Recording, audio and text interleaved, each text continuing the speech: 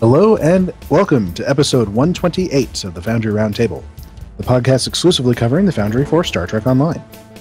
I'm your tame Foundry author, Dragoon1701, and I and my co-hosts Greendragoon and Markhawkman are pleased to announce that DuncanIdaho is going to join us full-time as a co-host. Huzzah. Glad to have you on board. I'm glad to be here, and hopefully it won't take up too much bunk space. Well, you know, we always feel like the more the merrier, so. Yeah. We're excited to have you on. You seem like you, over the last few shows that we've had you on, it seemed like you fit in really well here, and all the people in our chat room seem to agree, so. Excellent. You're the consensus nominee. I finally moved up from default. Yes. Yeah, I feel so proud. We got sick of paying you temp pay. Now I get benefits? Sure. Okay. I don't know where to go with that joke, but... That's okay, neither did I. Incidental. But that was all set up and no punchline. Yeah. So anyway, let's get started. So we are in our Starbase Magellan map. Dragoon has turned this into, he's done some tweaks, and then he's turned it into a mission, sort of like a social zone, or, you know, a quarters tag that we can put on these missions that anybody can come visit, set at the Archer system. So we'll be checking it out today, and then we'll be posting some reviews on it. We'll help it get out of review status. But Dragoon, going to show us around. Tell us what you've done. All right, so I don't think you'll find anything new per se on this map. I think most of the changes we did here live on the show. Mm-hmm. We were talking about moving like that Ferengi dock area closer, right? Yes. Is there something where some of it was not drawing right when you spawned in the system? Yeah, to me it looks like a white gumdrop with cookies stuck to the bottom of it. Now I see it pretty good, and that may be a function of having different graphics levels. Yeah. Try setting render scale 0.5. Also might be the distance detail setting.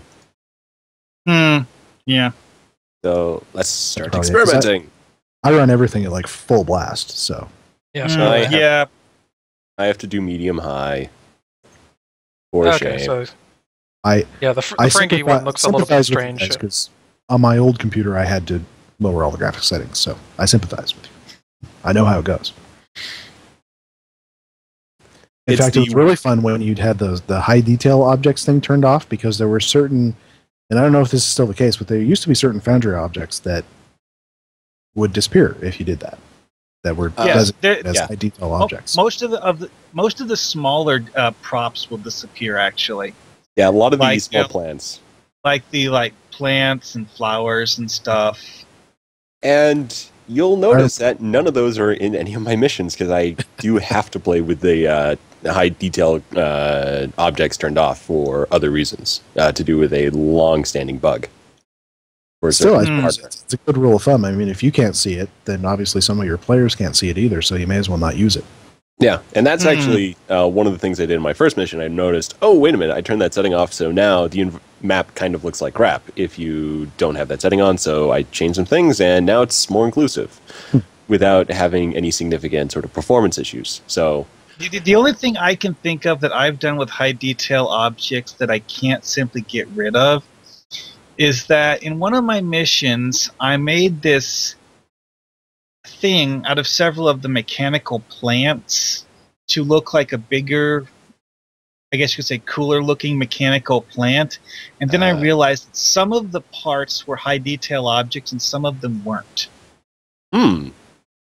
Abomination? I mean, if it looks fine-ish if you don't see the high detail objects, because you still see a plant, but you're kind of only seeing half the plant. So Pax is asking how long until we post the map asset list for sharing for these maps, and the answer is soon. I was actually just telling Duncan before the show that I want to have the voting for the crew, which we only have a couple left, 3 left, after the current one. I want to have that wrapped up by the end of next week. So after that... We could probably actually start the next vote now, because last I checked, the current one was, had a pretty I think, clear the most winner. one-sided one I've seen yet. I mean, it's a three-way vote, but one of the candidates has 2/3 of the vote. Yeah, the blonde-haired human with a famous name. Which is funny, because Yeah, this is our first cryptic character to win a vote. Yeah, so I was surprised by that. Because this is somebody who is not anywhere anymore, so Yeah. I think we can feel comfortable using her. Oh yeah, definitely. And I'm not I put her in for some other position. I'm not quite sure who put her in for astrophysicist, but it's one of those characters where it's like, you know what, more could probably be done with it. Zara Dren is who I put in there and voted for, but it's one of those characters. Well, it just kind of makes sense, but maybe not necessarily for good story reasons. Well, and authors that have suggested characters are certainly free to use those characters in their own missions for the project, and certainly free to give the sliders to anybody else who wants them. Yeah, and I've already put in my Google Doc we'll just have 10, bucket of character sliders. We'll just have these 10 sort of official characters. Yeah. Well, also, I mean, the people that didn't could I do something with Zartan? could still be used as crew on the Starbase, even if they're not necessarily the official person for a certain position. Sure.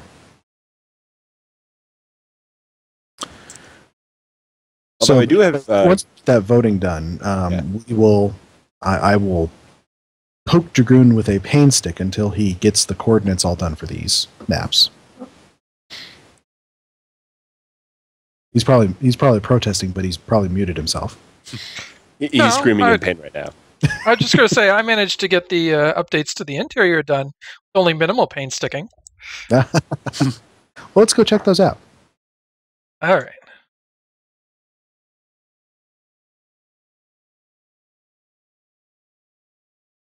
But once we got all the voting, we got the list of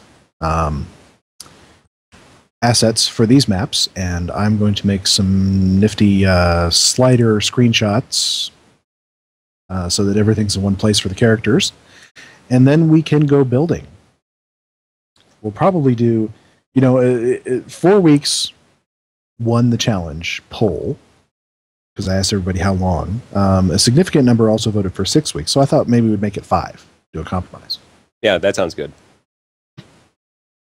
So 5 weeks. I mean, it's a little over a month, so that's not a bad amount of time.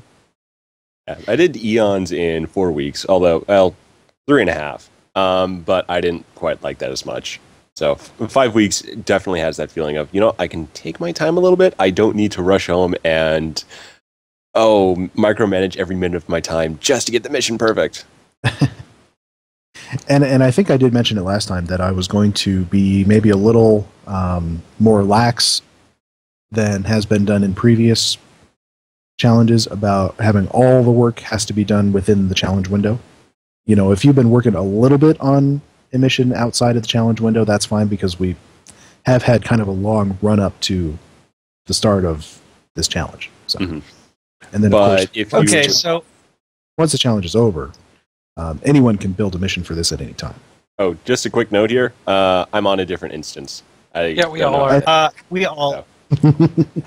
Yeah, it's a Foundry bug. The first thing I noticed after that was that one of the consoles is floating. Yeah, and I don't know why. I didn't think that was an issue before. Anyway, that should not be a floating console. That should just be a sitting there console. And there shouldn't be a turbolift door right there. It might be have the wrong altitude setting, like 0 altitude instead of room, or vice versa.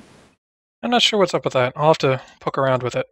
But one of the good reasons of getting this out as a social map is that people can give me feedback on it. Yes. Which we will not be shy about. You have feedback now. All right, so take us through what you've done here.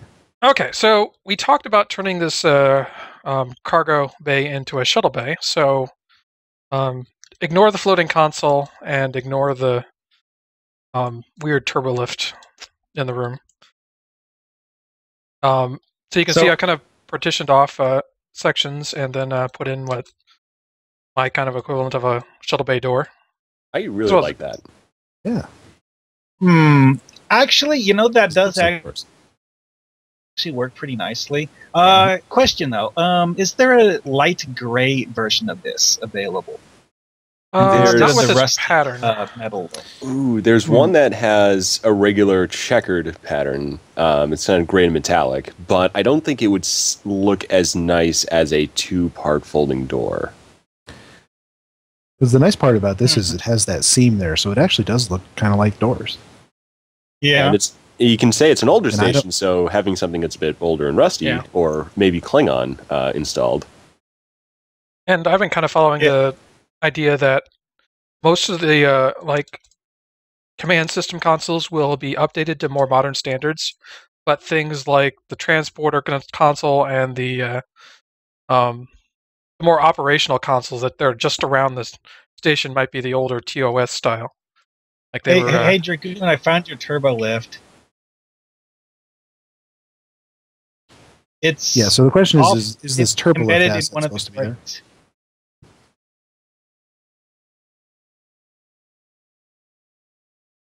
Yeah, it's embedded in the crates. Yeah.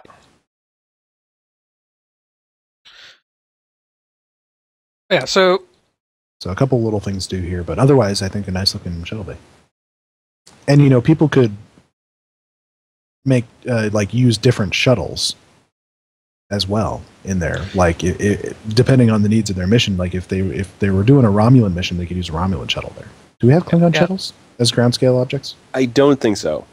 We have miscellaneous worker bees. We have the Vaudouar fighter. Yes.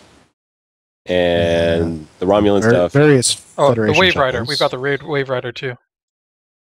The what? So I did some measuring when I first put these in, and a Romulan shuttle and the runabout would just barely fit in without running into the crates. You'd have to be a little bit creative with the placement. That's why there's two shuttles in here. The Kestrel shuttle from the Romulan Republic Social Zone, that's the size of the Foundry prop, isn't it? Mm-hmm. And I assume that's the one he used.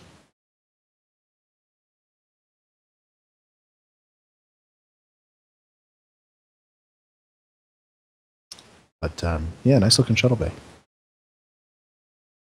All right, so what's next? All right, so heading up the ramp, fix the door at the end of the hall.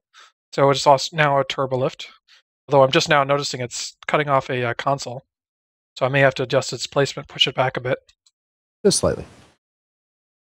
You might be able to put something to hide the console instead. It's not big. There's space back there. A different console or something. I don't know. Big bucks. Move it forward, possibly. Okay, I might have to move it forward. But yeah, I mean that's fixable. That shouldn't be hard. Okay, so we got the command center. Erratically placed Klingon and Romulan consoles that look like they belong there, but at the same time clash with everything else. Well, but they're supposed to clash. Works pretty nicely, I think, actually. Yeah. It's an intentional clash. One thing you might be able to do is put in one or two of the generic ones just for a little extra. Well, you don't want to go overboard on like too many consoles. Well, see, the generic ones actually look a lot like the Klingon ones, except they're not red.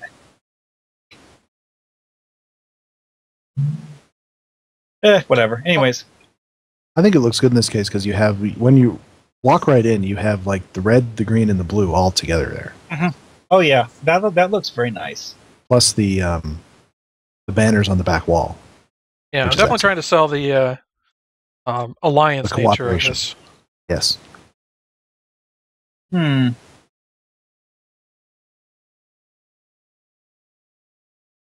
Actually, I did just notice one thing. The Romulan banner is clipping with the wall. You mean with the logo? Yeah, I can lower it a bit. Yep. The Federation one is really tall, so it's probably at a good height.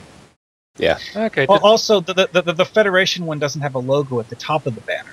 No, it's at the bottom. So having part of it embedded is About the only thing you have to do. Out of curiosity, does somebody just drop chronoton mines?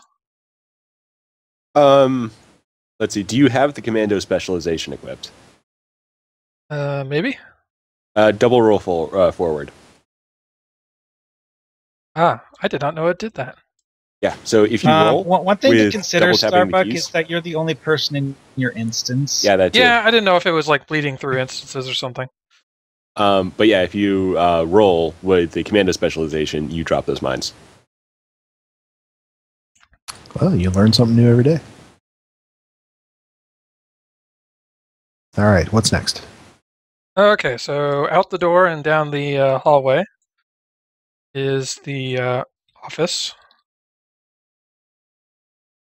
I don't think anything's really changed in here. Yeah, this looks about right. Like I think I what we had. shifted the shelves slightly in, but that was about it. The jumping puzzle is still intact.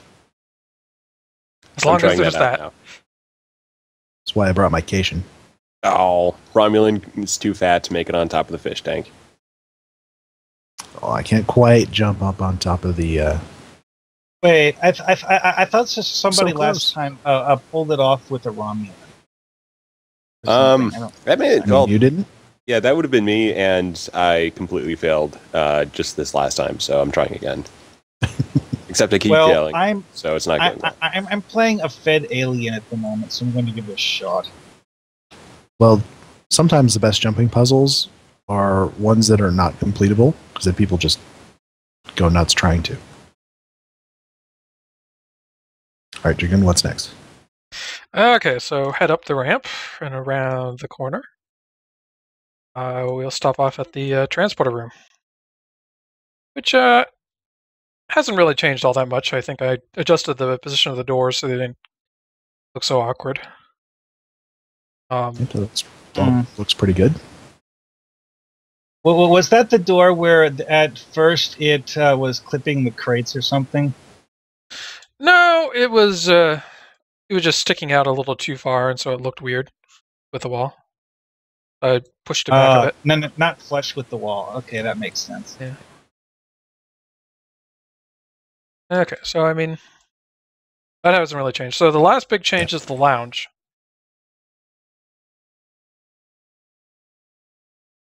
Which I now have the border going on all the way around, as well as I added in a chandelier in the middle.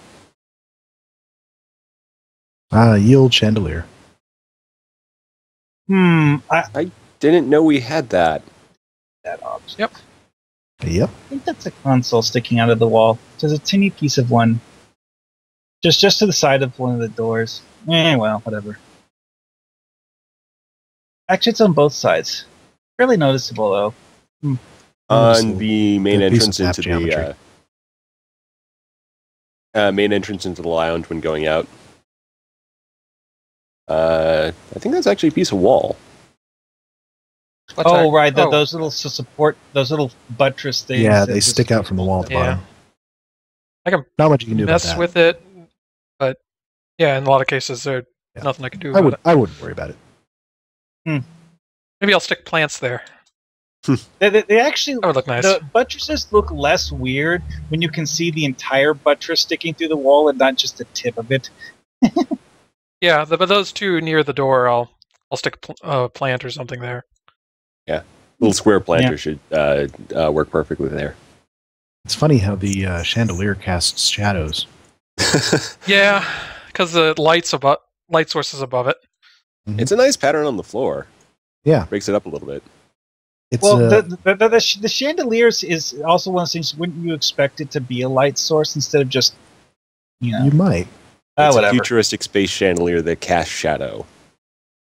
It's a shadow map of the Archer system. Ooh. There you go. And chips out the window. Rockin'. Left the window untouched. The window is everything. You know, it Exactly. really That's ties the whole the map reason together. for this map. Love a window. Window, bar, done. That's all we need to explore. Yep. All right, Dragoon, you said you had another Foundry I mission do. for us to check. We're going to have to Some more maps. Is it leave published this map. yet? It is. Dragoon demo. So what happens when I push the button in the transporter room? It ends the map, or ends the mission.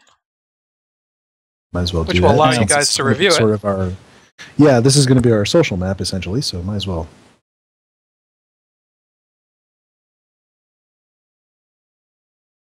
Yeah, apparently I already left a review.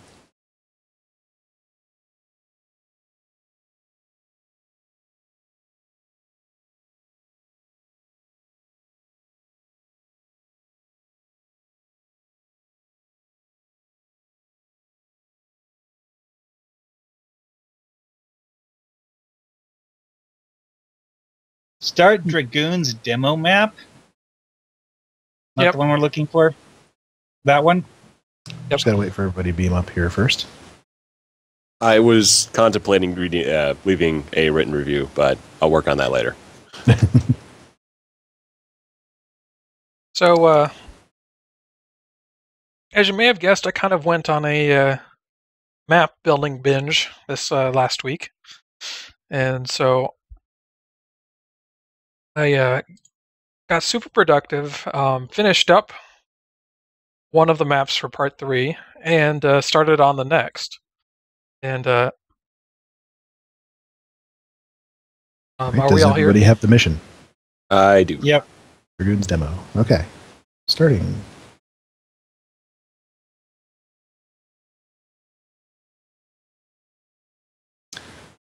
So you went on a binge, you say. How many hours would you say you did that?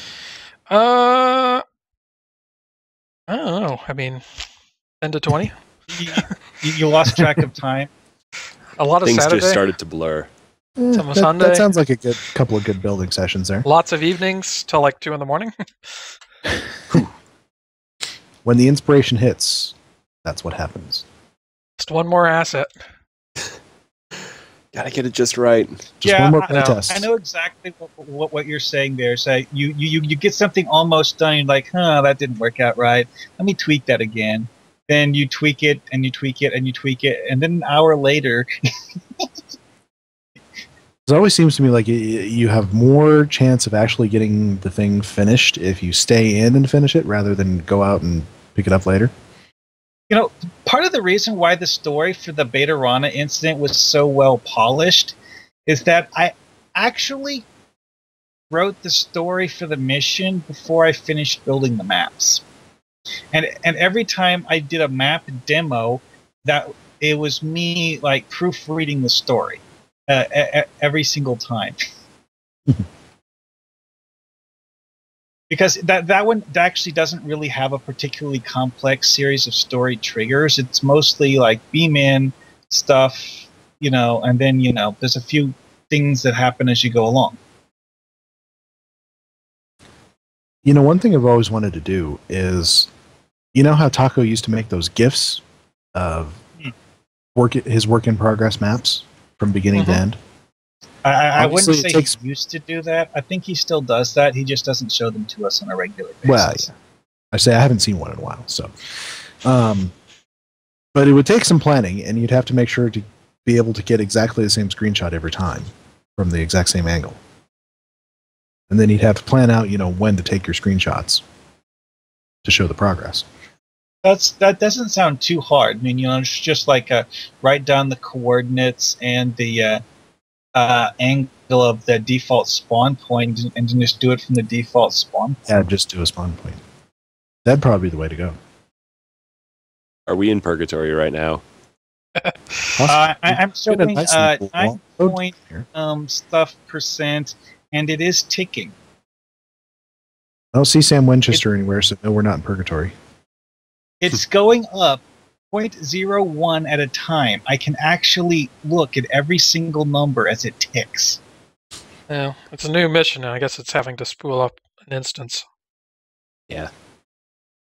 So is there anything to, if there are more objects on the map, it loads slower?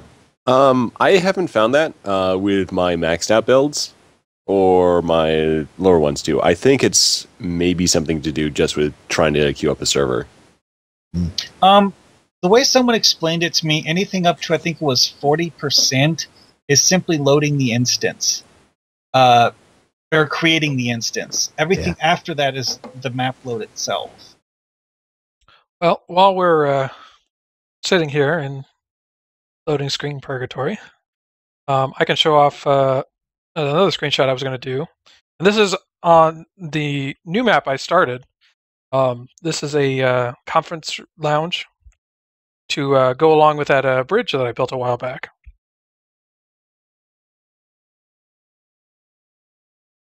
Pretty sweet. Are you just saying that because you can't see it yet? No, I can see it. Oh, okay. It popped up on the stream.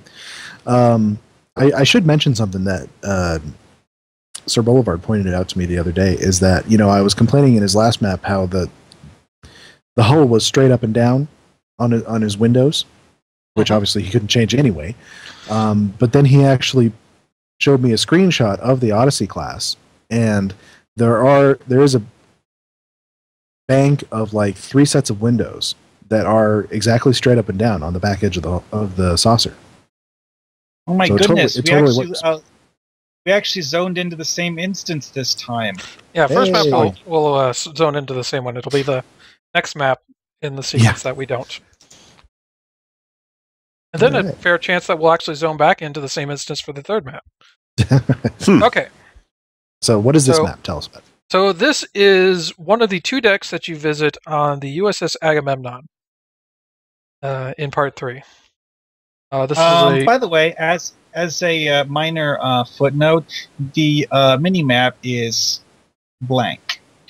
Yeah, it's a side effect of building in the black space. Great for mazes. Yeah. I don't think it actually happens in all of them, but some of them. So, I like how you used the I always forget what it's called. It's like a wall console or something. That's the pillars here. Oh, this one? Or those guys. Yeah. These guys. Oh yeah. Yeah. They're neat little things. Console support. Called the pillar. Oh, console support? Okay. Yeah, when I made my first interior, it's like, it's looking okay. Then I added those in. It's like, it's a Federation starship now. It's nice because it breaks up the straight up and down lines. In all 3 parts of MIDAS, I've shown the player interior ship. And so when I did this one, I wanted to make a deliberate effort to make this one look visually different. And obviously, we're still trapped in Nebula or whatever it is. Yeah, it's actually a gas giant. I seem to remember some kind of... Yeah, okay. This window, it looks weird. What are we supposed to be looking at anyways? Gas giant. You're actually inside. Why is there a rock outside the window? Because the ship is docked with an asteroid base, which you actually sneak through to get onto the ship. In a gas giant atmosphere? In a gas giant. Well, it's a moon that is in a decaying orbit, and so it's passed into the gas giant. It is in the process of breaking apart. Oh, cool. But they stabilized it and built a base on it. That's some supervillain level stuff right there. Yeah. Those gas clouds make weird noises when the camera is close to them. Well, it's cool. I mean, it's cool because of the map I'm building. Yeah, I have to make it pretty close so you can't... I have to make it pretty close to the window so that you can't see out too far. What you do is just call attention to it. You say, yeah, some of it's leaking in. Have a little dialogue that says that. By the way, there's a force field blocking the hallway. There's several security force fields up that kind of force you to take a less than direct path. Are you going to leave those up, or is those just to keep us from getting places? No, they're up for the purposes of the story. So that you kind of have to navigate your way through to get to the... Your ultimate goal on this map is to reach stellar cartography, which I showed you guys way back when. But of course, you first have to do the whole rats in a maze thing to find it. Yeah. You know, I remember they used a similar tactic back in the Voyager Elite Force game. Yeah. Basically, to herd you places and create a linear thing out of a ship deck, which would not be linear. Well, So it's a pretty common tactic in FPS games, simply because there's so few other things that FPS games can actually do to take what logically would be a wide open environment and force you to go in certain directions. Mm-hmm. I love this sickbay, by the way. I seem to be in a cargo bay. Yeah, you guys ran on ahead. Okay, so I yes, smell this an is impromptu jumping puzzle. This is a cargo bay. I actually redid this one. This is one of the most recent things I did. Because I didn't like my old cargo bay just had some crates in here, and I didn't like it, so I went through an elaborate effort to try and reduce my object count, just so I could redo this and make it look better. So what are these shelves? I think those are the those chandeliers you saw up in the lounge. Oh, this is the top part of it. Yeah. Yeah, I thought that box shape looked familiar. Yeah. Cool. That is an inventive use of that.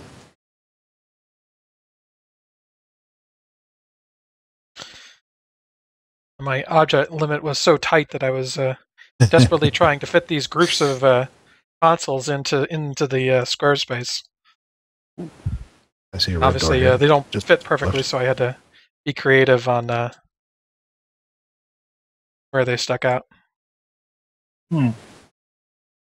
Okay, so if you make it all the way through here, you come to your objective, which is the Stellar Cartography Lab. I'll make sure we're all together before you click it. Mm-hmm. I'm jumping. Oh. No, I put in my invisible walls. He knew that's the first thing somebody would do. You just see a space like this. It's like, I've got to fall off it. Yeah. Then the big... And so we'll appear and activate Cerebro. I mean Stellar Cartography. Yeah. The fun thing is that I had to design this map so that it has to fit within a funnel of view, so that the back wall blocks any view of the deck. So that's why it's more expansive towards the far end and much narrower towards the near end. Interesting. So you actually tailored the entire layout of the entire map and to make it so that it is invisible from stellar cartography. Yeah. Yep. Which, it works. You can't see any of the rest of it. Not even... Well, okay. If you zoom all the way out, you can just see a little tiny bit of it. But that's all right. You can be forgiven for that. 1 star. But it's within reason. Most people won't see it. Yeah, I had to try pretty hard to get that. You got to get it just right, like right here, like tiny corner. Yep. And really, when people are playing through your mission, they're probably not going to do that. No, They're just going to just sit back and go, oh my god, at this point. Mm-hmm. Yeah. That is the goal. Mm-hmm. And so you've used this little starburst thing up there or sparks or something, isn't it? Yeah, well, I've been playing around with ways to kind of demonstrate astronomical phenomena. There are little Borg cube shaped objects for ground maps that you can use as a Borg cube. Unfortunately, I don't have any Borg in my mission. Well, there's also small rocks you can have for asteroids too. Yeah. Yeah. And there's a Horta egg which is round. Could be a planet. Do a passable planet.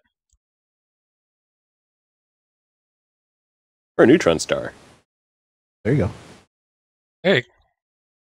Only I had a neutron star on my mission. Maybe you do now. Plenty of time for rewrites. All right, so what's next? All right, so once you turn off, everybody join up or you get left behind. Oops. I think I'm being left behind. Takes you back in, and then you head over to the turbo lift and proceed up to the next deck. Pretty cool. We won't give you a review on this one because it's just a little test mission. Oh, I assume, I I assume you probably duplicated part 3 and just to do this. Yes, this is not the actual working file. Yeah. Okay, then. Pretty good stuff. Yeah.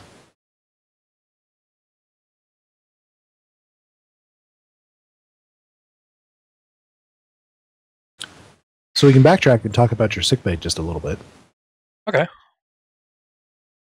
Because we skipped that mostly. I'll just be staring at the awesome chandelier you had. Well, not the overhead thing you had in stellar cartography. So what I like about it is the curvature that you've used here. And that's something that I've been that's really making a very conscious effort to do, is not build square rooms. Yes. That is something I notice all too often, including in my own map making, is square rooms. I have to say, I like the way you paired those auction ceiling lights with the bio beds. Yeah, so like there's sensors or something. Or just overhead lights for like operation. Yeah, or that.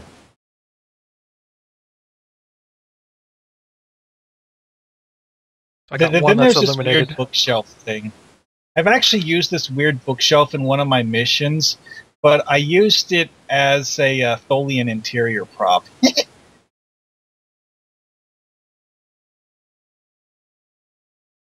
then, of course, a nice office for the chief medical officer here. Yep.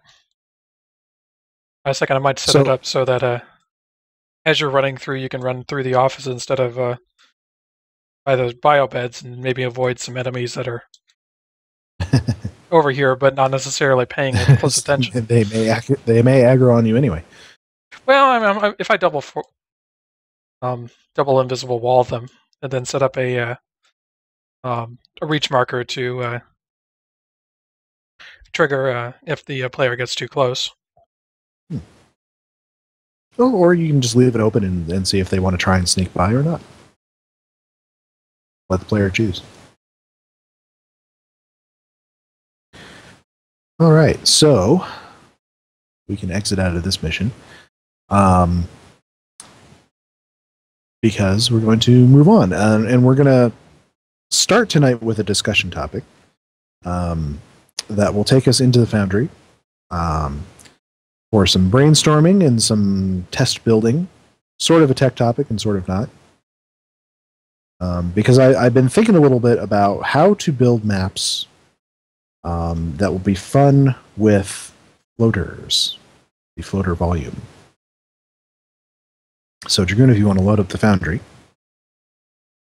Now, obviously, if you're going to include something that requires floaters in your mission, that's going to be not always an easy choice because not everybody has a floater, and you have to recognize that.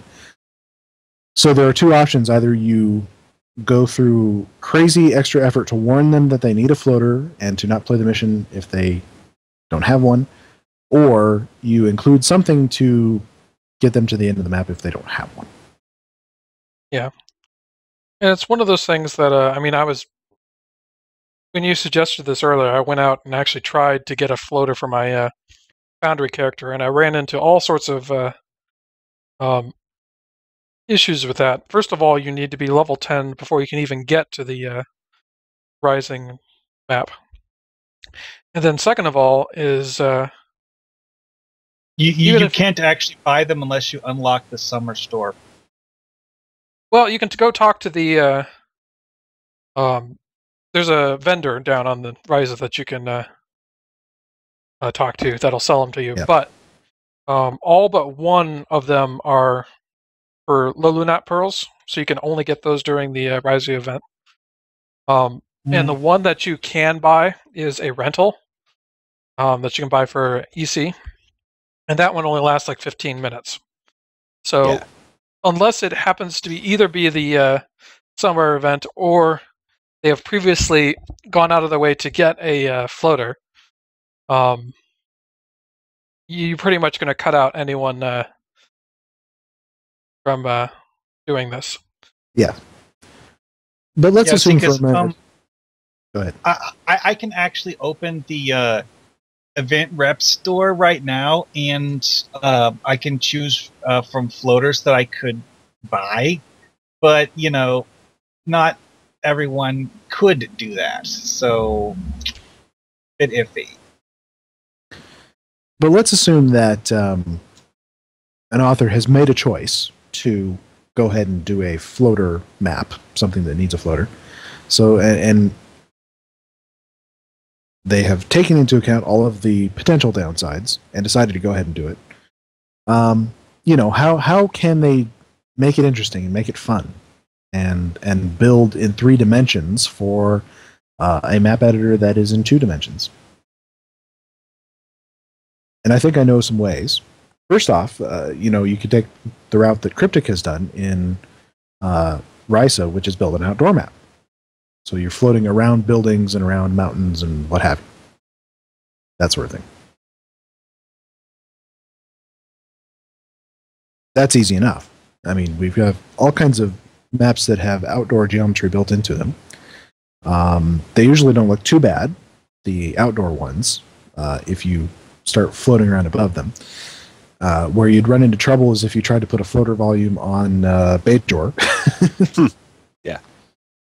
Yeah. Oh, I have actually, when Bayshore was first released in the game, I took my Cation character and spent an hour or 2 running around Bayshore, going everywhere that I could, even if I wasn't supposed to be there. It does some incredibly screwy things. Yeah, there was a little. trick They're where only you- meant to be viewed from ground. You will have things like a tree branch, where you bump into the tree branch and you can't move forward because the tree branch is a solid object, even though it's this little tiny twig sticking out of the side of something. So, Duncan, you said that you had included a floater volume in one of your missions, right? Yeah, and actually, I'm going to go to my Twitter account because I think I just have a couple screenshots we can throw up here of that. But it's just this large open ground map. There's 2 settlements on it, which the player can choose which one to explore first. And I have a little bit of dialogue starting off where one of the characters just says, okay, so where's my floater? And then the player can either respond, here, I only just brought the one, or what floater? So there's a bit of sort of in-mission dialogue to set that up, but it's designed to work if you don't have one. But if you have one, it makes it a little bit easier to get around the place, because it is a larger open map. Are you talking about that one with all the cubes? Oh, let's see. It's the one with all the spires. So it's not the one with the cubes that I've made recently, or I'm working on right now. So still scrolling down. It's a while ago. There we go. So I'm going to put a couple of these in the Twitch stream once I copy the image address. There we go. Yeah, and the mission is Trident Part 1. There's one screenshot, and here's sort of an overview of the location. So I made the map with a little bit more verticality in mind, with taller buildings and open spires and large floaty things, just to make a little bit more of the fact that you could have a floater. But you made it optional as far as, progressing the mission goes. Yes. So you don't, even if you have one, it doesn't necessarily make the, well, it makes getting around faster, but that's basically it. Yeah. The only thing I'm regretting now is the fact that I didn't put any Easter eggs. Oh, there's Easter eggs all over the map. I just didn't put any that you can only get to with a floater. So I may have to rectify that. That was my next question, because I noticed that it looked like, sort of in one part of the screenshot, like a Vulcan building a little bit up. Yeah, I'm trying to get another higher. screenshot in there now, but it's not letting me paste it. There we go. So there's a bit of a Vulcan building, and you can actually get on top of those. And they're nice little venues. So those are actually pretty nice pieces if you... So you could put something up there that you could only reach via floater. Or, Well, make it complex, too, because we got rope bridges, so you can make sort of just this upstairs area. So I put So do you you can guys make it up. remember We'll get to it. that map I did for the PvP demo? Yeah. Well, one thing that I was thinking of was something kind of like that, but, without all the ramps and walkways. if everybody had floaters, you wouldn't need them, would you? Yeah. I mean, you could actually do one like that, so that there is a method for getting up, like this climbing on a stack of barrels sort of thing, that you could get up to the next level. Yeah. So you can make it accessible to people who don't have one as well, which is always nice. Yeah, but much more convenient for those who do. Yeah, definitely some good-looking maps. And I think sort of the exterior is kind of an easier place to do a floater volume map. Yeah. Because you don't have to have any boundaries, really, especially on some of these ground maps, where this one is just set on an island. So there's only so far you can go, so the player isn't likely to sort of just keep going in one direction to see how far they can go if they're not looking at the mini-map. The one thing is you kind of have to build the map in mind that you can see it from multiple angles. So you kind of have to build the whole thing out without making any sort of cheats to compromise on the object limit. Yeah. So you have to be, when you're building it, you have to pay attention to, well, from this particular angle, I might actually want to put something there. And you have to, check your objects and make sure that they are completely built. Like there's no, like I'm looking at these Vulcan buildings and, under that canopy, is there an actual ceiling there? I believe so. And that's where the character is actually standing, is on the other, one of the similar towers in another settlement. But for instance, if there wasn't a ceiling there because the building was only meant to be seen from ground level, you would have to add one yourself. But it's also, you're meant to see it by looking up. I was actually a little bit more worried about the floor that you're standing on right now, that if it was just transparent. Yeah. And also one thing is that the large floating thing in the background, it's a fungus object. You can actually walk on that, but it's not meant to be walked on, so it's there's a little clipping involved. The giant mushrooms? Yeah. Mm. Those are actually really fun because there's actually some of the story missions where Cryptic put giant mushrooms as props in locations where you could actually get on top of them and run around. You're not really supposed to do that, and to be honest, it's not like you can actually do anything while you're up there, but it's kind of entertaining. Yeah, cathartic. All right, so let's talk about interior maps or space maps. So I had this. I've had a couple of ideas over the years, or however long since we've had this floater volume in there, of a couple of different things you could do with one. And so one of them, if Dragoon, you want to load up a map with some good black space. Okay.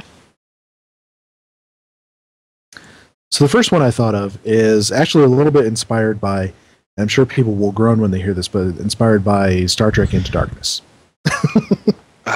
Okay. Whatever you happen to think of that movie, there is that scene where Kirk and Khan go extravehicular to go from one ship to another through a debris field. Okay, that's something we could do. So, just as a demonstration, Dragoon, if you want to put down 2 floors, 4 pieces, a ways away from each other. We're just thinking a metal one? Yeah.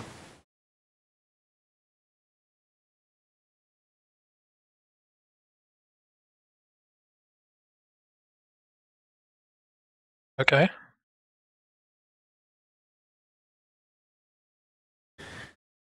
So there you have basically the 2 opposing ships. And you'd take those and you would build something around them that looks like a ship, looks like an airlock or something like that. You could even use some of the ground scale ships if you wanted, and build something that looks like an airlock right next to the ground scale ship. And then what you do is you take some of the debris objects and place them around between those 2, and then put your floater volume in. Do we have debris field objects that we can use on ground maps? There's some ship debris objects, but there's sort of metallic debris objects, and they wouldn't look necessarily. Some of them won't look the best just floating around, but some have smoke. That's what I was just gonna. That's what. There's smoke. They can be smokey in space.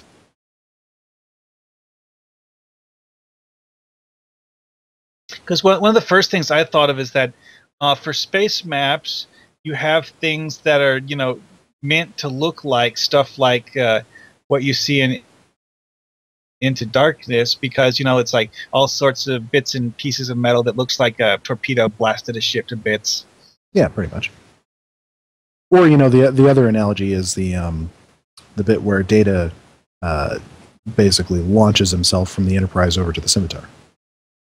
Mm-hmm. It's boarding a ship without say transporters are down.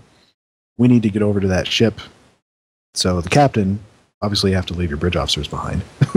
or we could use the explanation from Ensigns of Command, where there's an exotic energy field that transporters don't work through.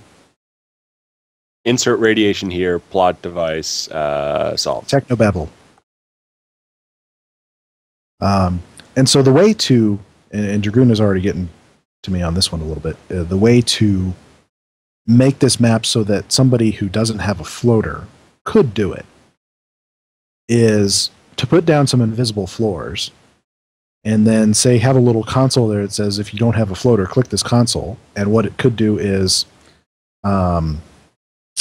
spawn some invisible floors and some force fields and say, okay, we've extended our shields over, we've extended a force field so we can board that ship. So, in that way you could have a fun little floater map, or a person can just run across there if they don't have a floater. Yeah, that works.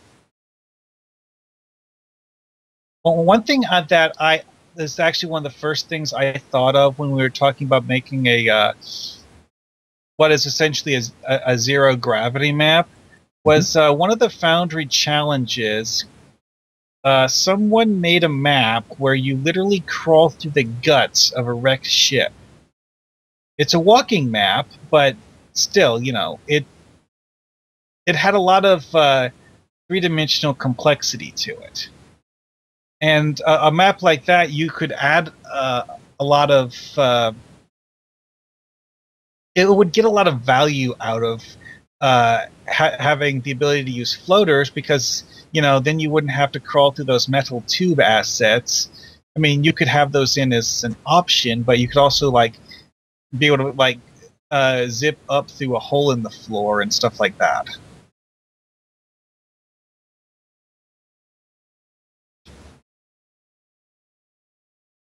I see Dragoon is placing our debris. Yeah, sorry, I'm just doing detail stuff while you guys are talking. So we've had a little intra-Federation fight here between a Pathfinder and a... What is the name of that ship? It's the... Tempest. Crap. I have Tempest. it. Tempest. There we go. It's one of my favorite ships. It's like, oh, wait, what? Oh, I just refer to it as the ship I really like that can do the giant plasma bombs. Because they haven't done awesome class yet.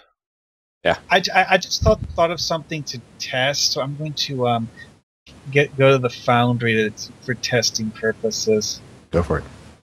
Yeah, right now I'm just playing through that exploration mission Trident Part 1, just to test to make sure that the Vulcan buildings are entirely sound. And maybe to get a screenshot of me interpenetrating one of the giant fungal objects. We'll see. It's one of the things that World of Warcraft had to deal with, because they built their initial world to only be seen from ground level. And then eventually they, a couple of expansions later, they introduced flying mounts. So you could get on your Griffin or whatever and fly around. And they initially only introduced it for one particular area. That was a brand new area that was designed from the ground up to be seen from the air as well.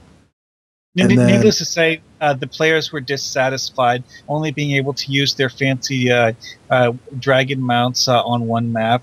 Yeah, Wait, they did wanted they to have use it on the dragons? old world. So they had to completely rebuild the old world because this was such a requested feature. So they built it into the next expansion, essentially. And so they had to completely rebuild the old world so it could be seen from above. I have to say that having a mount that only works on one map would be pretty lame. It would be like a Ryzen floater.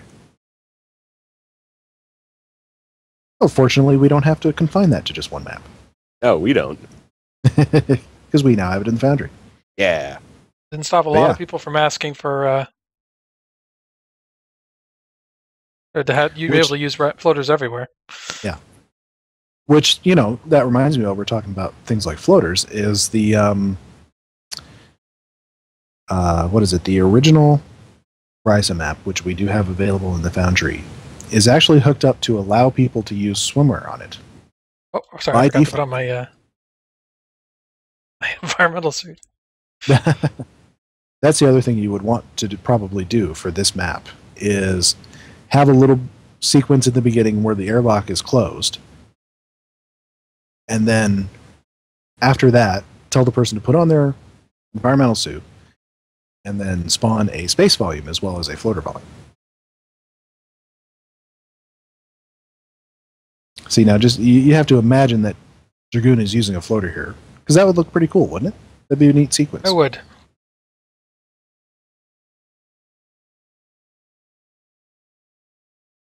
Wish there was a way we could force like the floating animations so that they just kind of move. You can move around, but you still like just float. Yeah, we just zero G. We can only set animations for NPCs and players. It's only during interacts, unfortunately. Oh well. Yeah. So here's one possible use of the floater. All right. So next, the other idea I had, which is one I sort of had for my entry in the exploration project that we're working on, is towards the end of the mission, I'm going to have you go check out some satellites, some alien satellites. And I was thinking to myself, you know, how cool would it be if these didn't have artificial gravity? So you have to use your floater to maneuver around inside of them. In like a tight interior space. And Dragoon will know what I'm talking about when I say the Kovalex shipping hub in Star Citizen. Yes. So that sort of thing. Obviously, that is pretty neat because it's a space station that you maneuver around inside of it in 3 dimensions. So, obviously, in thinking about how to actually build this thing, how do you build in 3 dimensions in a thing that is entirely 2-dimensional? And I hit upon a possible technique. So, Dragoon, if you want to get something that has some good black space. Okay. And I'm going to describe this technique to Green Dragoon here, and hopefully he gets what I'm trying to say.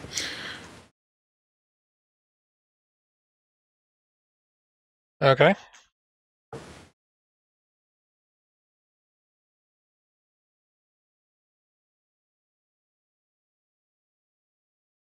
got the map ready. Okay. So, what I want you to do is put down a floor. Say, you know, like one of the 100-foot floors.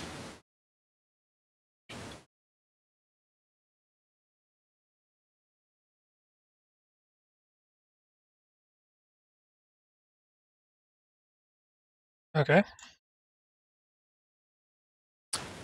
And if you wouldn't mind sharing your screen on Skype so I can keep up with you a little bit better, because there's the delay, of course, between when we say stuff and when it actually appears on the stream.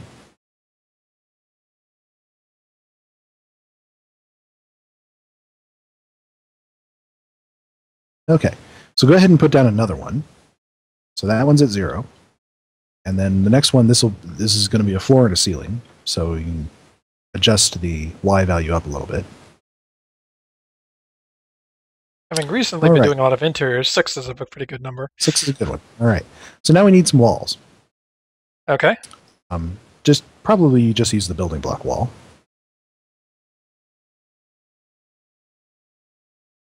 For simplicity's sake.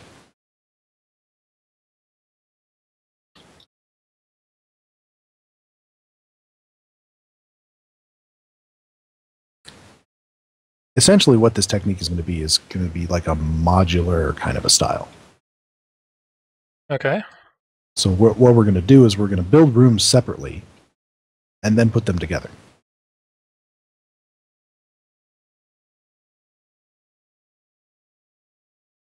Here. All right. What I'm going to have you do is build like a square, or a square hallway around the outside of that. A square hallway around the outside. Yeah. Oh, around okay. the So outside. So it goes around and around.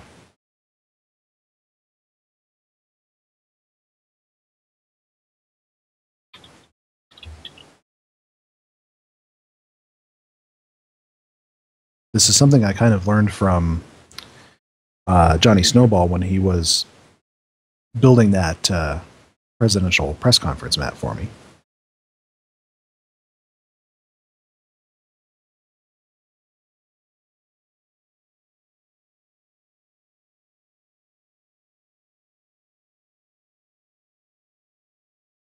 And this, of course, is the quick and dirty version. Obviously, if you're doing this for a mission, it would be much more intricate. I'm making this an actual hallway, right? Yes. That is perfect.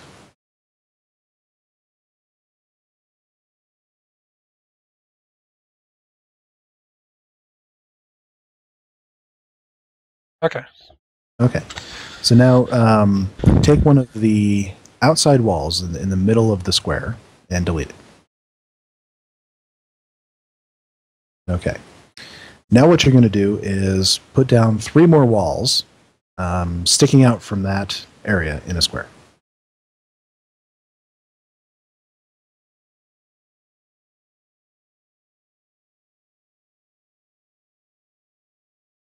Just like that. It's going to be a shaft. Yeah. So that's going to be our shaft, like an unused turbolift shaft or something like that. Let's do a different wall so it.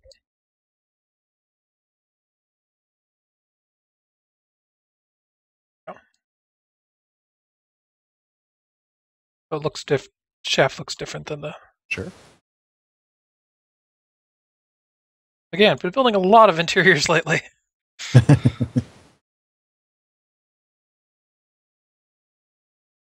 Okay. All right. So now zoom out and go to a little bit ways away from the map. Okay. From that part of it. Okay. So now we're going to build our second level. So you're going to start with a floor and a ceiling. Only this time the floor is going to be at 6, and the ceiling is going to be at 12. Are you sure you want to?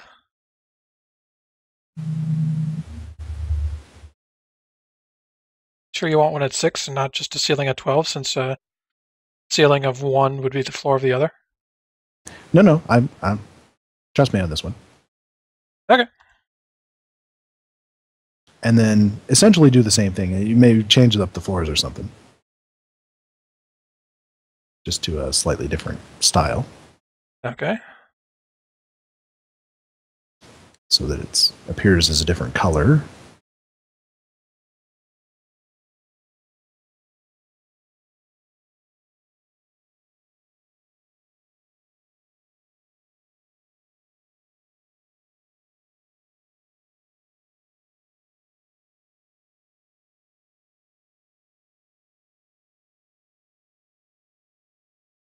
Okay. All right. Now take some walls and make the same kind of hallway.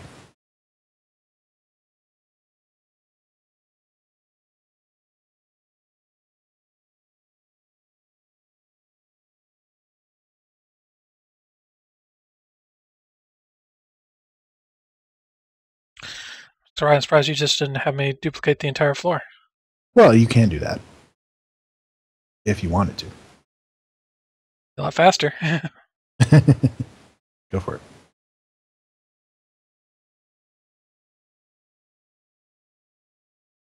If it'll let you. The spawn point's in there. Oh, so spawn point's in there. That's what's keeping me. You say this. I can't tell you how many times I've had that happen. Now, what you can do with these, because you have the whole thing selected, and y equals 0, so you can move it up to 6, and it'll move the whole thing up proportionally. Yep. Now what you want to do is rotate it around, say 180 degrees. And then line up your turbolift shaft area.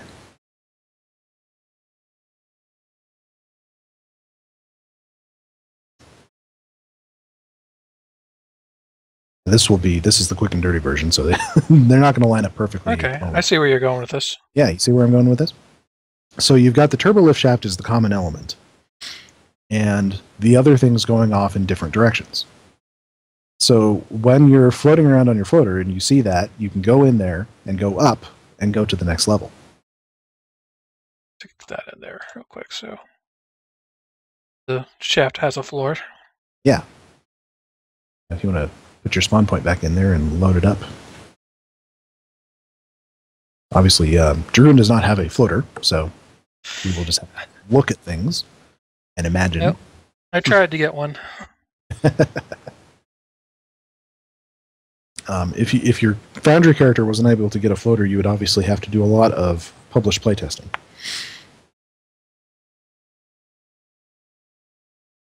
Yeah, and a lot of people, you're not going to be able to get one if you don't already have one until the summer event starts. Mm-hmm. Well, it'd be nice if we could get like 2 or 3 characters that do have them. So, it'd be nice if we could get that volume from Step Between the Stars that actually puts a spawns one for you. Oh, well, nice. But that one's also kind of special in that it has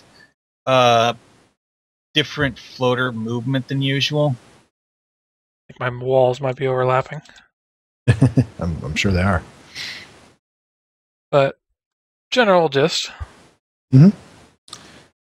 So the idea is that you create these central points that are the up and down areas where you can go, and then sort of build around those at different levels, and build one complete level off to the side, and then move it back over and line it up when you're done.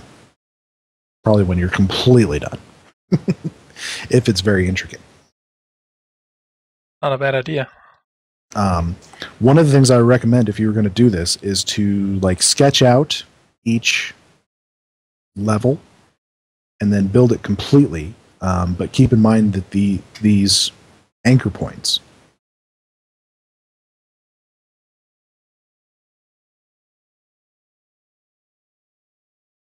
and in that way you have some 3-dimensional stuff. You can go up to different levels, you can go down and have all kinds of turbolift shafts or tubes, bottomless pits, who knows.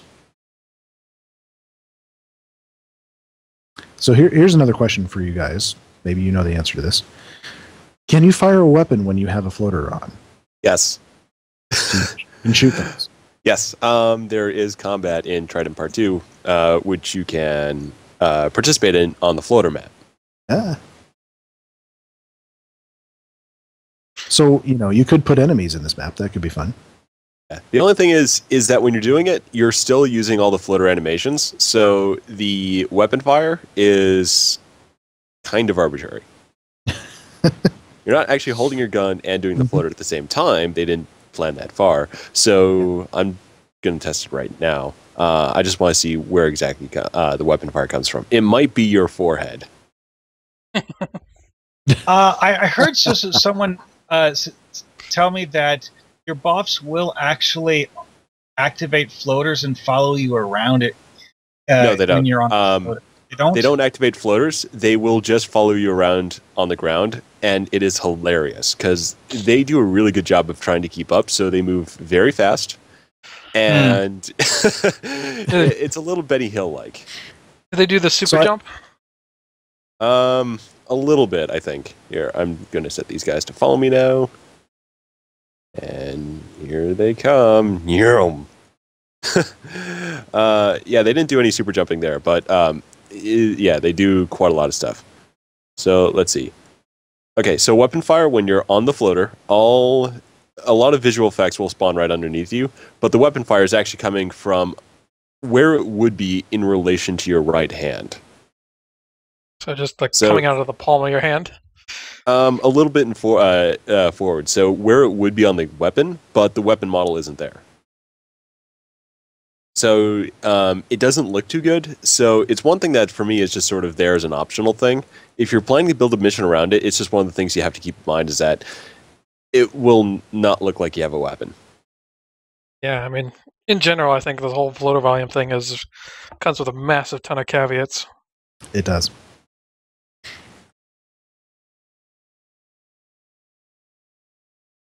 All right, so let's see. Anything else anybody can think of about floaters?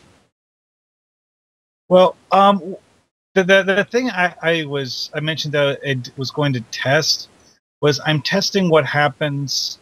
Well, one, when you spawn or despawn a floater volume, and the other thing I'm trying to test is what happens when you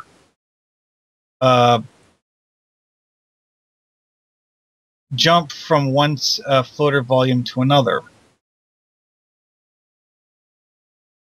Yeah, we should mention that the Dragoon, if you want to go to your object list and look at the floater volumes, there are several of differing size.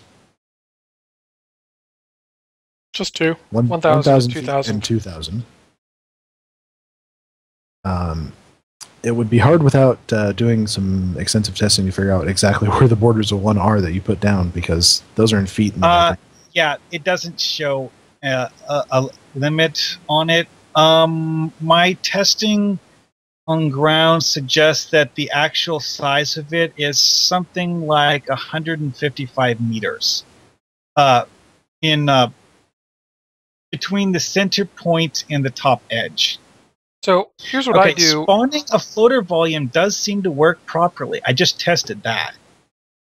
And all I had to do was walk up to the object that I set to spawn the floater volume, push it, and then immediately the floater became available. Now for test 2. Should mention that Mark does have a floater on his Foundry test character, because he's high enough level and likes to do the events on his Foundry character. Yes. I was going to say what I do to calculate these invisible volumes. I do this with the environmental volume 2, is I will pull out one of Paco's carpets, the 500-foot one. Right, because those are in feet. So if you do a square of like...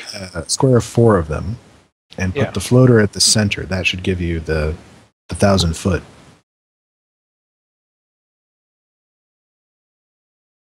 That should tell you exactly where the 1,000-foot limit would be. Yeah. Or close enough. Well, the way I figured it was a little bit simpler. I spawned it at the very edge of the map, and then looked to see how far I had to walk to get to it. Yeah, so that's the size of the 1,000-foot. Mm-hmm. Obviously, the 2,000-foot would be twice that. One thing I've been noticing is that it seems to take a while for the game to realize whether you've entered or left a floater volume. Well, I mean, it runs checks, so... Oh, okay. I it just doesn't fell out. It's not instantaneous. So yeah, that's the size of the 2,000-foot one. That's quite large. Yeah. I actually didn't fall out of the sky until I flew all the way to the edge of the map, and the floater volume shouldn't reach that far. I'm seeing how far I can go up, and I still haven't found the limit yet. Just to give you an idea, there's a ground scale Akira. And it's encompassing... You could encompass like 2 of these. Yeah. Let's try something larger. Let's try... Here's a sovereign. So it's not quite enough to encompass all of the sovereign, but all the area you could possibly walk on. And in the map I made, forget which map name it's called in the Foundry, but it's one of the island maps, and you can get through the entire area without worrying about running out of the floater volume. So I've just got one in the middle of the map, and that works perfectly fine. And even for going, for just increasing height, all the playable space in the map that I created is still in the volume. And I get quite a bit higher, to the point where I'm actually sort of breaking the skybox a little bit before it kicks me out. Okay, I'm looking at one of the Arctic clearing maps, and if you centered it on the clearing, the 2,000 foot floater volume would probably cover either all the map or almost all of the map. Well, Dragoon is looking at what's the base map there? Oh, this is the old Ryza map. The old Ryza, which is a big ground map. Mm-hmm. So it covers a good chunk of that. So I think you if you were going to do one and you wanted to make absolutely sure it was going to be the whole map, I'd place like 4 of them around. Yeah. Yeah, so... just to make sure you covered everything. Like do boom, boom, boom, and boom. Yeah, yeah, that would be enough to cover up the entire map.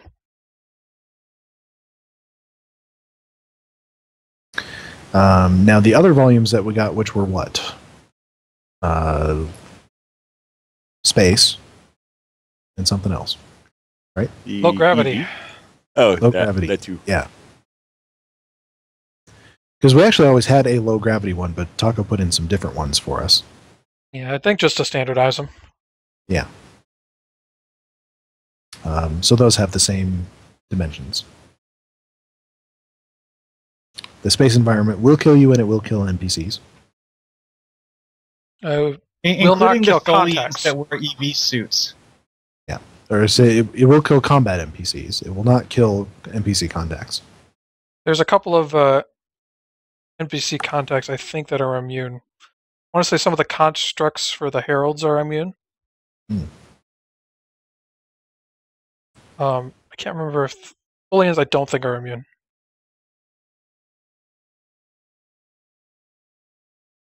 All right.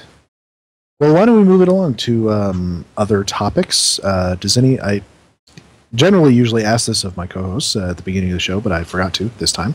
So does anybody have any mission reviews? Nothing that I've made detailed notes on that I'd be able to run through the whole way. I can just vaguely shout out, "Oh, you should play this mission," but not with any sufficient detail. Well, that's all I was going to do actually tonight. Okay. was give a shout out because there was a mission that popped up on the forums that I thought was really cool, and I have not quite had the chance to play it yet. It's called RSE. It has an RSE tag on it for Romulan Star Empire. It's called Citizenship. This is the first in a mission series that the author is going to make that is an alternative Romulan storyline where you are an officer in the Romulan Imperial Star Navy. Now, I have been waiting for somebody to make that since they announced the Romulan Republic storyline. There was thread after thread complaining about that storyline that everybody wanted, not everybody, but these people wanted to be a member of the Romulan Star Empire. And I said, we have a tool for that. Someone can make that plot line, and you can get into it, and you can RP that you are a Romulan Imperial officer. And so finally somebody has done it. Okay, the second test that I was talking about doing was I put 2 floater volumes on the map with a very tiny gap between the 2 of them, so that if you stop at just the right spot, you'll be floating in midair between the 2 floater volumes. One thing I noticed is that if you just fly across the gap, you can just fly across, fly back, fly across, fly back. And if you don't stop and just stand there in the gap, it won't notice. It'll just have you keep moving. So it takes it a while to realize that you're outside the floater volume. It's a little bit of a delayed reaction there. Yeah. Well, I mean, Yeah. it's not checking all the time. There's I think ticks it's only between checking when it like checks. once every like 30 seconds or 1 minute or something like that. It's not that high. It's probably like Well- once every second. Few seconds. Yeah. I don't know. But the testing I just did showed that it does take. It's not instantaneous. Let's put it that way. Anyway. Yeah. That's accommodating since you don't have to worry about getting 8 exactly right. There's a little bit of wiggle room. Another thing, though, is that this suggests that you don't need to worry about dropping out of flight when transiting from one floater volume to another, because it's simply not going to pay attention. Yeah, it's just yes, yes, yes, yes. Oh, it's still yes. Yeah, here we go. Keep going. And it should be noted that even if you do happen to fall, on ground maps, it won't kill you. No, it'll just take Yeah. all your health away depending on Yeah. how high you are. And it's fine. You just walk it off. and then the target captain gores you to death. Yeah. But That's I did usually have what I do when people fall out of my sky castles. I was just going to say, though, I do have a couple of shout-outs to throw out go there for for missions. The first one is by P. Sutherland. His Mirror Wars 2, he's got a couple of those out now. Those are really great fun. So they are basically missions that take place as from the perspective of your player captain, the mirror universe version of that. And it is just this fantastic series of basically being the evil jerk version of yourself, and it is just over the top, awesome, great maps, good dialogue, and it really is something that's just fun for its own sake. It may be a little discomforting to be a complete jerk to the Federation because Federation equals good guys. I'm like, but it's just a simple indulgence to go through that type of content, especially since he really does relish in the evil side, which it's just a lot of great fun to go through those. And there's also Easter eggs he puts on the various maps, and along the lines of collectibles. So you walk through, and there's a lot of stuff to explore, optional dialogue, all the good stuff. And he's got 2 of those out now, in addition to the Mirror Wars 1 series. So those are definitely worth checking out. The other one is by Starferatheta. He's got a new mission out called Cyber, which I won't go into the plot details so much, because it is more of an investigation. But there's one ground map that is a huge jumping puzzle. I won't go into the details to not spoil it, because you start off an investigation trying to figure out what's going on, and everything sort of builds up from there. So start off on a ruined colony, finding out what's going on, and the plot happens. But at a certain point, you just go into this huge map. It's built with crates in this giant open space. Huge amount of optional stuff you can go through. I contribute a little bit of that to myself. With some optional dialogue from a forum thread that I threw up there. But just absolutely fantastic job on this type of map. So it's quite vertical as well. There's a lot of 3D elements to it, so jumping from one location to another. So it's what you might be able to pull off with a floater, just in terms of building that type of space out with a lot of 3-dimensionality, but without having to require an object. It's just using the game physics. So that one was Cyber by Starferatheta, and that one I definitely recommend as well. And I just realized I forgot to give an author for that one that I mentioned, so let me go find that real quick.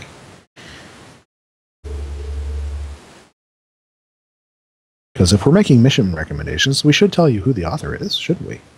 Makes it a little bit easier to find. And it's also good for the kudos. Yeah. I will also say, Sir Boulevard, I have not gotten around to playing your mission. I'm really going to try and get it in for next week.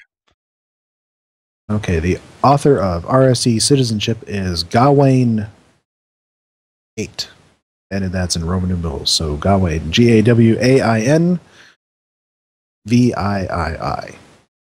So check it out. If you have dreams of being a Romulan Imperial officer, check it out. Is it just this one missions, or are there more of this? He says he plans to do more.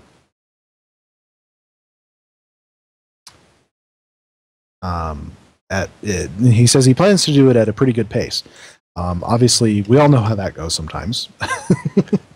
You're like, yeah, I'll have 5 missions out in 5 weeks. No. When you really get down to it. Unless you have the time to do that, which usually I don't. So, yeah. Doing an entire story mission arc is hard. Yes, it is. Unless you wing it like I did. Then it's just a lot of thinking. It's a lot of hope and constant revisions. Yeah.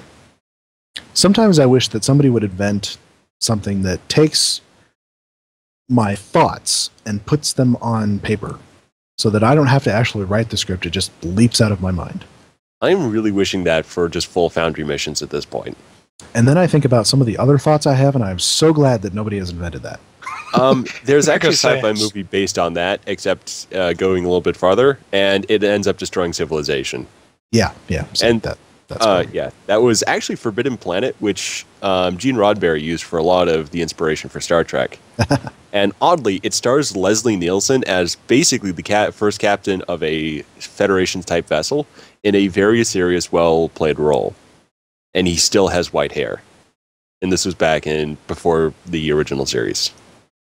This is before Airplane, before people assumed he was always a comedy actor, right? Yeah. Quite a bit before that. So, yeah, it's one of the classic sci-fi. I picked it up because, Leslie Nielsen, I'm a fan of Mystery Science Theater. So I was like, this might be awesome. And then I watched it, it's like, this is just a really great sci-fi movie. And then I did a little bit of research. And, yeah, Gene Roddenberry used it for quite a lot of the inspiration for Star Trek.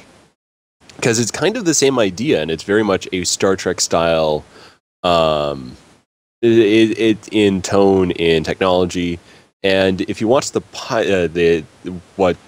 was the pilot for the original series, there's some things they have more in common, particularly the ground artillery. That was a little bit more lifted one-to-one from Forbidden Planet. Just why would they have that in the spaceship? Well, it's already established. You go around with these large energy cannons. They can be very useful. Of course. Well, that's a good point to make always, that everybody's inspired by the stuff that they've seen and read before. I mean, some of my thinking about these zero-G environments is coming from some movies that I've been watching recently, or rewatching really, like The Martian or Europa Report is another good one. These sort of more hard sci-fi films. Yeah, there we go. Take a little bit more realistic approach to things. Yeah, and for Trident, that was quite a bit of missions I've been making recently. A little bit of Larry Niven for me with the Ringworld series has gone into that. Maybe a little bit more so in the next episode. We'll see. But another thing to throw out there is a lot of the stuff in Star Wars, in terms of the terminology, the technology, and the setting, is almost one-to-one from Foundation, except for the Force and aliens. So hyperdrive blasters, Coruscant, that's more or less just from Isaac Asimov's stuff. And look how far that's really gone on its own right. Oh, and the inspirations for Star Wars go beyond that. I mean, Kurosawa pictures, samurai. Oh, yeah, that too. It's a huge influence on especially the Force and Jedi. And was it the climactic battle in the first Star Wars was based a lot on Dam Busters. Yeah. It's a World War II film. But they don't talk about the Foundation one so much. Well, Dam Busters, I've actually seen that movie, and it was actually a really, really novel concept for explaining why such a specialized attack force had to be used. Because the explanation used in Dam Busters is that they had to fly low like that, because otherwise they'd get picked off by the air defense artillery. And they couldn't bomb it because, well, more or less the same thing, and also they just couldn't get a good line of sight to bomb it anyways. So you have you have to take torpedo bombers to blow up a dam, and even then, it's kind of dicey. Which, of course, translates into Star Wars as you need to do the trench run to get line of sight on the thing to hit the torpedoes with. Oh, also in Dam Busters, the purpose behind blowing up the dam was to knock out a part of the German power grid so that they would lose electrical power to several of their military installations. Velocitor in the chat room mentions Shakespeare, and I was actually just watching the recent movie of Macbeth with Michael Fassbender, and sort of reviving my interest in remaking a Shakespeare play in the original Klingon for a Foundry mission. Probably not actually in the Klingon language, obviously, but and I think there would be a good one, which is Coriolanus. If anyone's ever seen that movie or read the play, I have done both.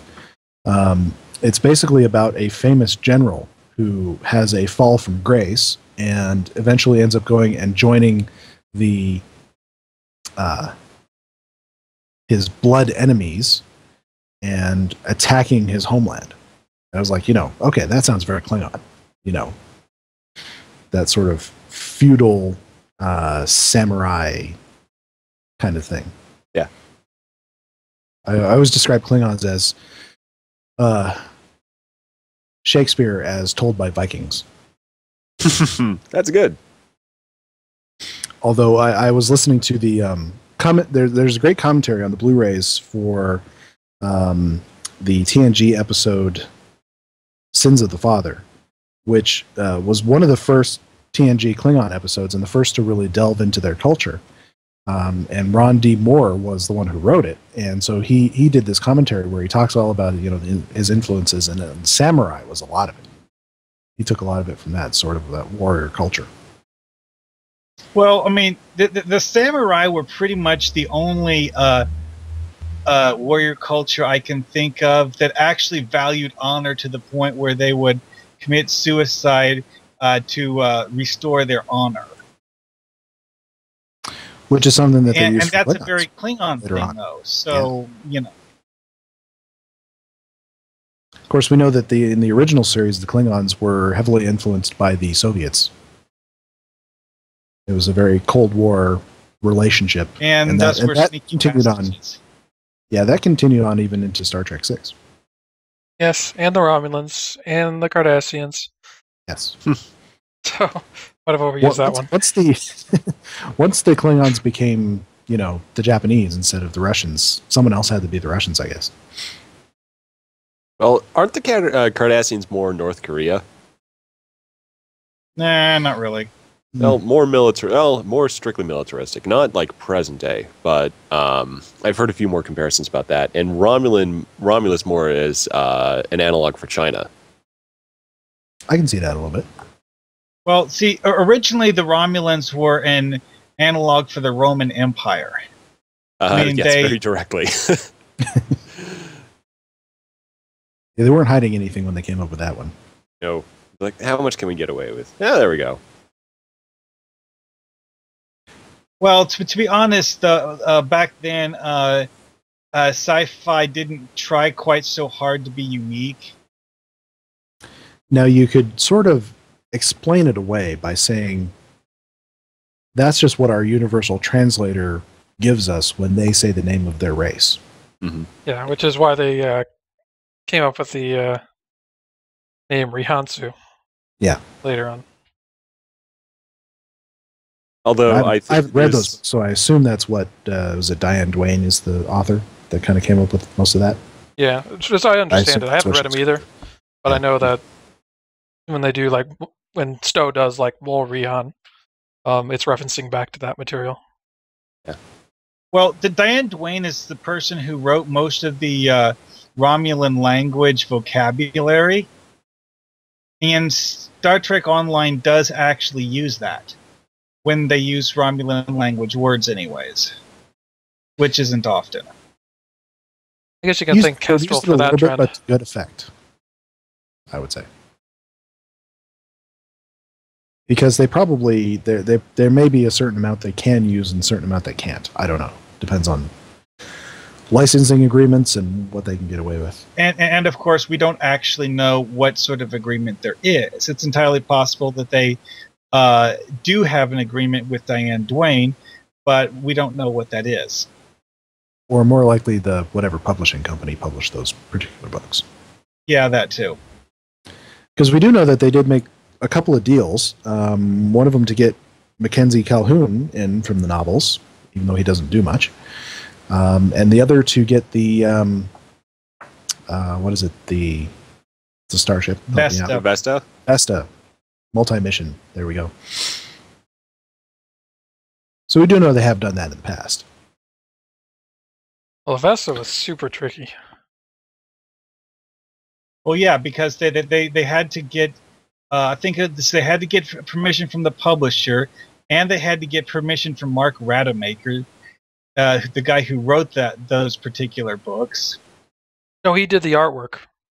He designed the Vesta's look. Okay, well, you get the idea then. Now, I don't know if they had to do any agreements with the designer of the Luna class, because that was essentially CBS declared that an official ship, right? It may have fallen under similar to how the Enterprise F is, where it was done through contest. So there wouldn't have been any lingering rights for the artist. Yeah, it's entirely possible that the Luna was created with a blanket agreement saying that CBS can use it for whatever they want. I would guess that's how it would work. So, speaking of licensing issues, I was having a little discussion with Casmodian over Twitter about... So I'm sure you guys have all been keeping up with the Star Trek Axanar situation. This is the fan film that is being sued by CBS for copyright infringement at the moment. It's been a huge ongoing thing, but whatever anybody's feelings on that, the impact for us is, the question for us is, will there be any impact on something like the Foundry? Now, none of us here are lawyers, I think, right? No. But I've taken at least one copyright class. Although it wasn't a big one. More than I have. So, but I don't actually think there's going to be any consequences for the Foundry, whoever wins this, because we actually operate under Cryptic, who has a license. Yes, we are technically officially licensed through Cryptic. Now, that said, the EULA is there specifically to tell us where the license ends. So a lot of that, if you read the EULA, will talk about like likeness rights. We don't have rights to use likenesses. We can only use the TV shows and the original movies. We can't use any of the JJ stuff. So all of that sort of stuff is basically defining out what Cryptic's license covers. Which is exactly how I was interpreting it. So yeah, and where we might want to be careful is because so many of us make like YouTube trailers, and so you want to be careful that you don't use copyrighted material there. There has been some recent court cases I know about fair use, which is the using of copyrighted material in YouTube videos, which somebody won. Actually, they didn't. They ruled that it was acceptable, but still, you might. Well, it's just still something to be careful about. Yeah, the problem with fair use is that it's limited. It's written to be somewhat broad and not something that you can use as a definitive. Get a jail-free card. Or like a definitive. Yes, no. I mean, it's almost one of those things that you kind of have to go through a trial in order to use fair use. It's not like this. Not like a blanket set of rules. My understanding of fair use from my participation in various wiki projects over the years is that as it applies to things, there is one clause in fair use that is the most important aspect of fair use, and that is, of course, the whole nonprofit thing. Well, if you're making a profit, then it's not really fair use. That's not even a rule of fair use. That's more of a vague rule the internet has kind of invented. You can still get sued for even if your thing is nonprofit.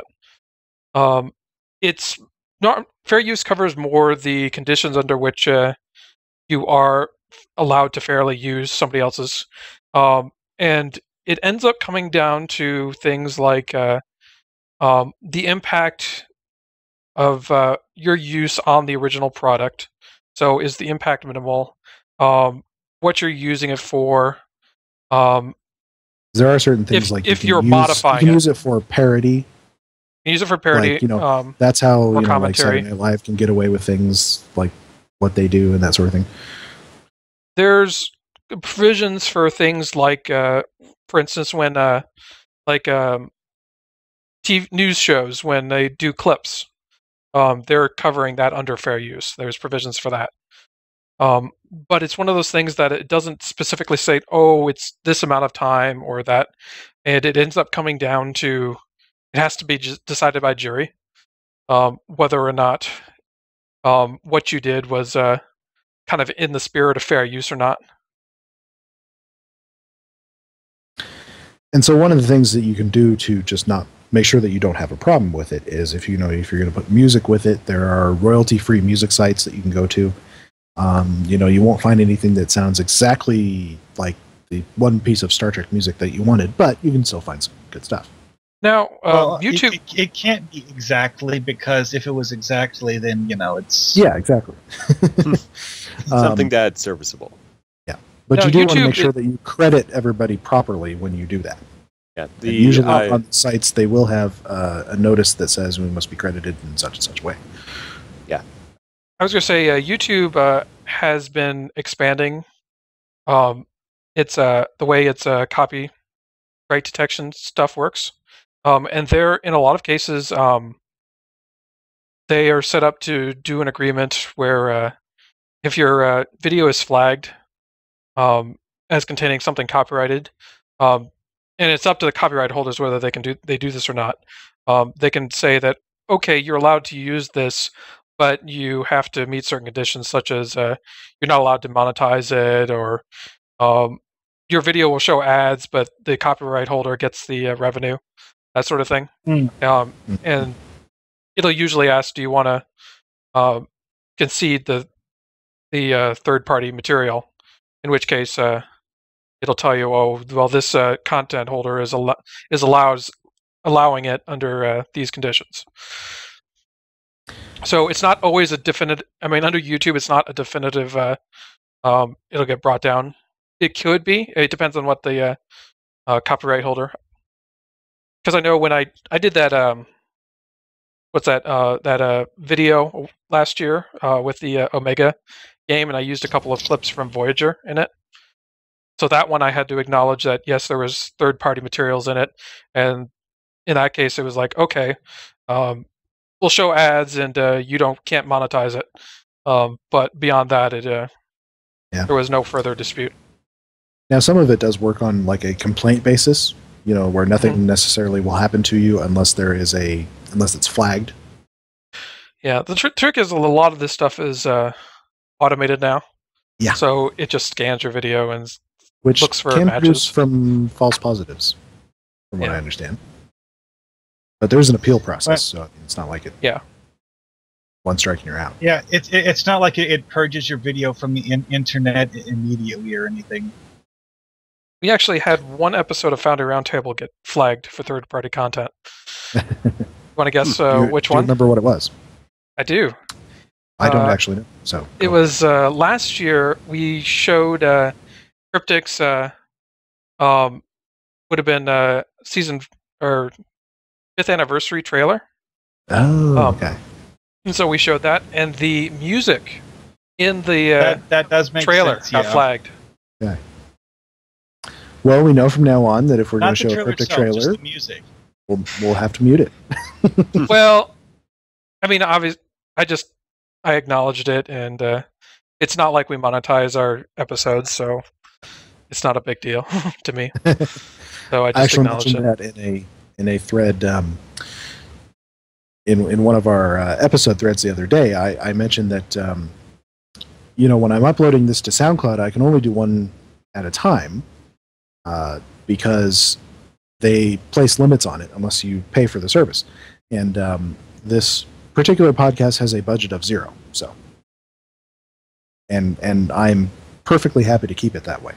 However, if anybody knows of other methods I could use to upload it so people could listen to the audio versions of previous episodes, I would love to know. For free. Talk to me after the podcast. Okay, you know a way. I do. Well, we will look into that because, I obviously our YouTube archive is complete, I believe. But I would love to have people be able to listen to back episodes of the audio version. Yeah. It'll require a little bit of extra elbow grease on your part, but it's doable. You know how much I hate that. What about last few episodes in an open Google Drive folder?